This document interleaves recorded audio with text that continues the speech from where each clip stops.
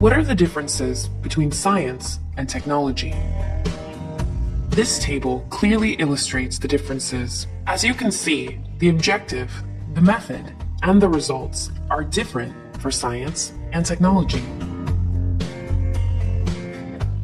Regarding the objective,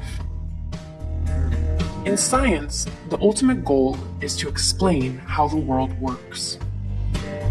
Why does wood float?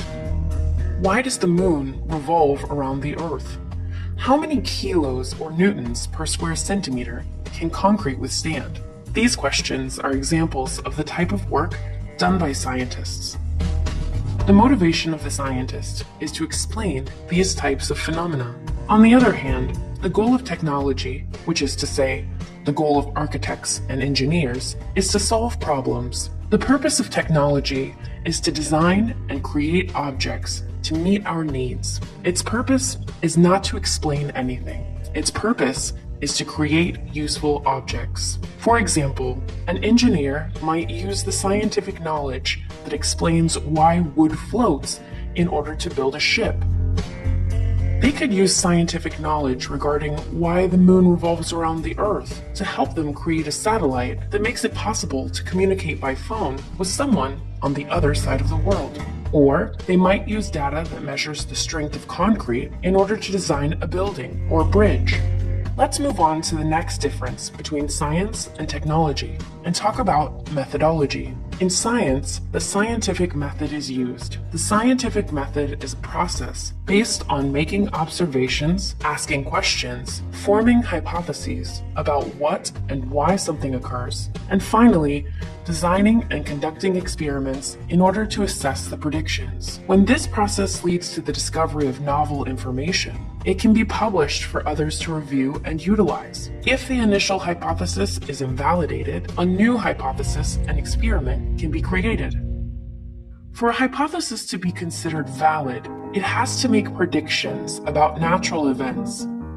However, in technology, we cannot work with hypotheses. For example, if we want to build a ship, we cannot simply make hypotheses about whether our ship design is going to float or not. We have to be sure beforehand that it is not going to sink. Luckily, we're able to make functional ship designs because science explains why objects float. Architects and engineers rely on scientific knowledge to ensure their designs will be functional. In technology, we use the technological process that consists of the following steps. The steps of the technological process will be explained in another video. And finally, the third difference between science and technology is the end result. The end result of science, or what a scientist tries to achieve, is the publication of a law or a theory in a simple article, an article that explains something that previously no one knew about the functioning of the world, which makes that simple written article something quite important indeed. For an engineer or an architect, the result of his or her work is an object, a building, a telephone, a simple pen. They do not need to write a book or an article about it. What he or she provides is an object that improves our quality of life, a job that is, as you can see, also very important. This is the Tacoma Bridge in Washington State, USA.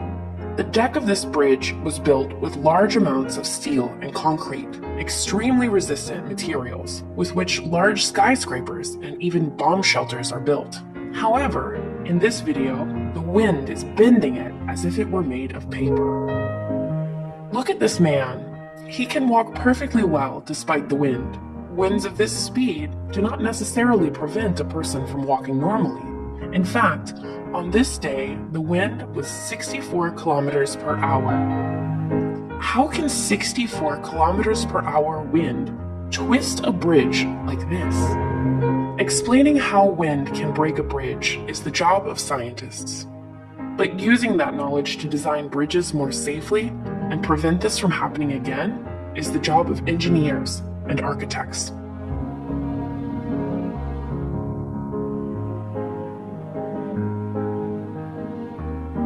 Science and technology always go hand in hand. Scientific knowledge allows us to create new objects